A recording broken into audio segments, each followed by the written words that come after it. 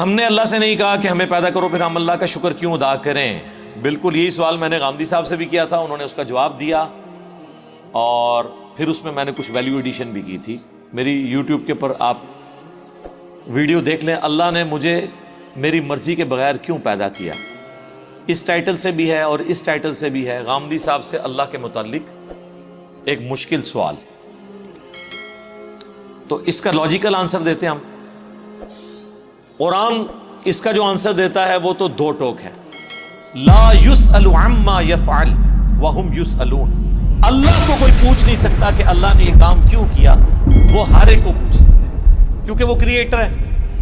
اللہ نے تو اس سوال کو بین کیا ہے. اس کا جواب یہی ہے کہ جو اللہ کی مرضی.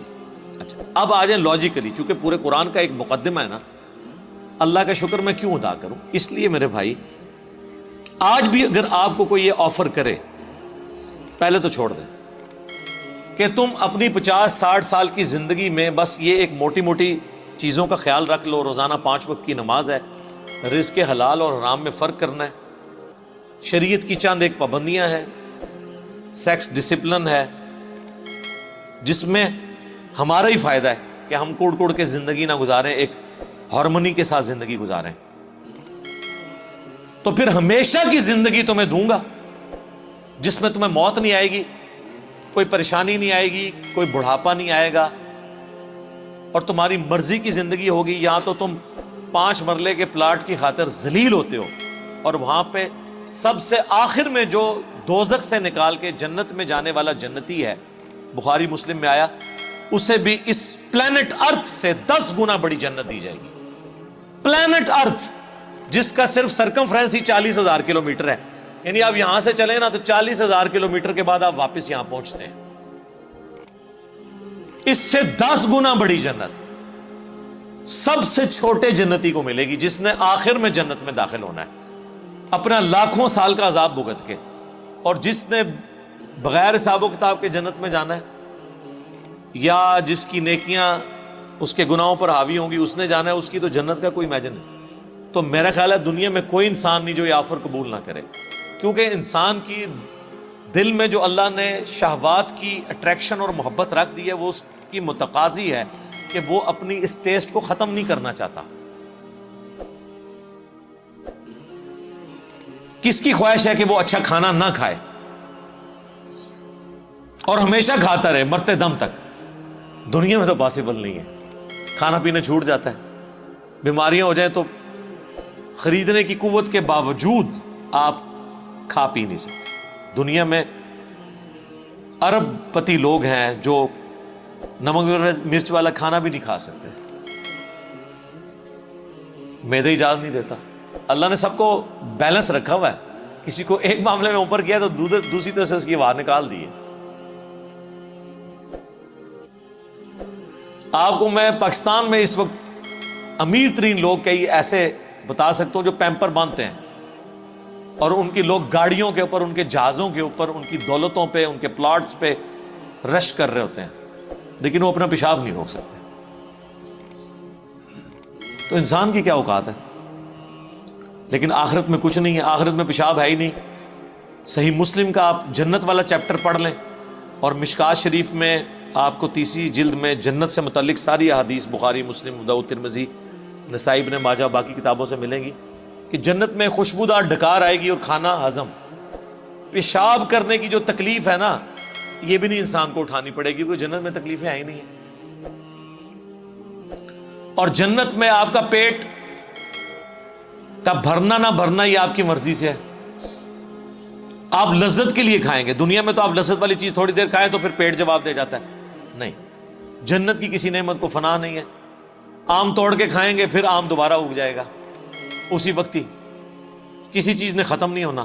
اتنی بڑی بڑی نے, اور سب سے بڑی بات کن فیکون جو اللہ کی کوالٹی ہے وہ کسی درجے میں اللہ تعالیٰ اپنی مخلوق کو اس حوالے سے دے دے گا کہ اس کی خواہشات کی تکمیل ہوگی جنت میں. جو خواہش کرے گا, جو سوچے گا اس کے سامنے آ جائے گا. یہ تو کوالٹی صرف اللہ کی ہے, لیکن انسان کو اللہ تعالیٰ یہ کوالٹی وہاں پہ دے دے گا. تو یہ کتنا سستا سودا ہے, چند سالوں کی زندگی دے کے ہمیشہ کی زندگی حاصل کر لینا. نہ ختم ہونے والے. تو اب مجھے بتائیں اس اللہ کا شکر ادا کرنے کا دل نہیں کرتا کہ جو اکیلا تھا, کسی کو نہ بھی پیدا کرتا, اسے کوئی پوچھ نہیں سکتا تھا, اس کا پہلا احسان کہ اس نے پیدا کیا, اس کے بعد ایک آفر رکھی, اتنی زبردست قسم کی آفر. ہونا تو چاہیے تھا 1 ارب سال کی زندگی کے لیے 1 کروڑ سال تو یہاں مشقت کروائی جاتی دنیا میں, لیکن اس نے چند سال کی مشقت مانگی, اور وہ بھی مشقت نہیں ہے, نارمل لائف ہے, بس صرف لائف کا ڈسپلن ہے, اور ہمیشہ کی زندگی دے دی. تو جو اللہ اکیلا ہونے کے باوجود اپنے ساتھ اتنے لوگوں کو آفر دے کہ آؤ میں تمہیں وہ کوالٹیز دوں گا جو میری کوالٹیز ہیں. موت کسے نہیں آتی؟ اللہ کو. انسان کو بھی موت نہیں آئے گی. دیکھیں نا, یہ تھوڑی بات ہے, دنیا میں موت آنی ہے نا, جنت میں موت نہیں ہے. صحیح بخاری میں حدیث ہے کہ موت کو مینڈے کی شکل میں لا کے جہنم اور جنت کے درمیان ذبح کر دیا جائے گا, اور ندا کی جائے گی جنتیوں مبارک ہو, آج کے بعد تمہیں کبھی موت نہیں آئے گی, بے فکر ہو کے زندگی گزارو. اور جہنمیوں کی حسرت میں اضافہ ہوگا کہ تمہیں بھی موت نہیں آئے گی, تم بھی اس تکلیف میں زندگی گزارو. اللہم لا تجعلنا منہم, اللہم اجرنا من النار, ربنا اصرف عنا عذاب جہنم ان عذابها کان غراما. آمین.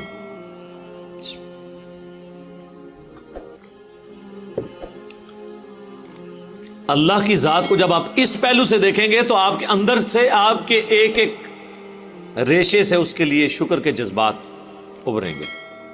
ہم تو اپنے ساتھ اپنی اس دولت میں جو اللہ نے ہمیں دیا کسی کو شریک کرنے کے لیے تیار نہیں ہے, اور اللہ تعالیٰ اپنی خدائی صفات کے اندر آپ کو آپشن دے رہا ہے کہ آپ کو بھی موت نہیں آئے گی, آپ کو بھی ہر وہ چیز ملے گی جس کی آپ خواہش کریں گے, جو آپ خواہش کریں گے وہ آپ کو ملے گا. اور اللہ تعالیٰ کسی نعمت سے لطف اندوز خود کوئی نہیں ہو رہا. اللہ کھاتا ہے کیا؟ اللہ کی کوئی بیوی ہے؟ اللہ کے کوئی بچے ہیں؟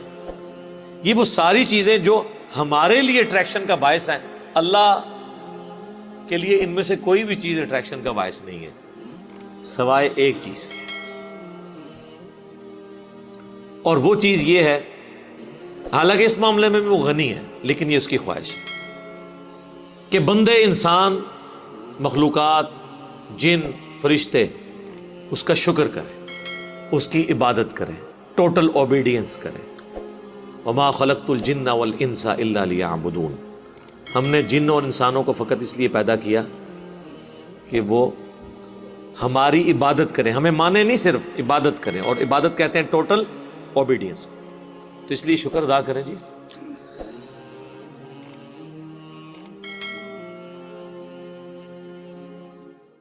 خسروی اچھی لگی نا, سروری اچھی لگی,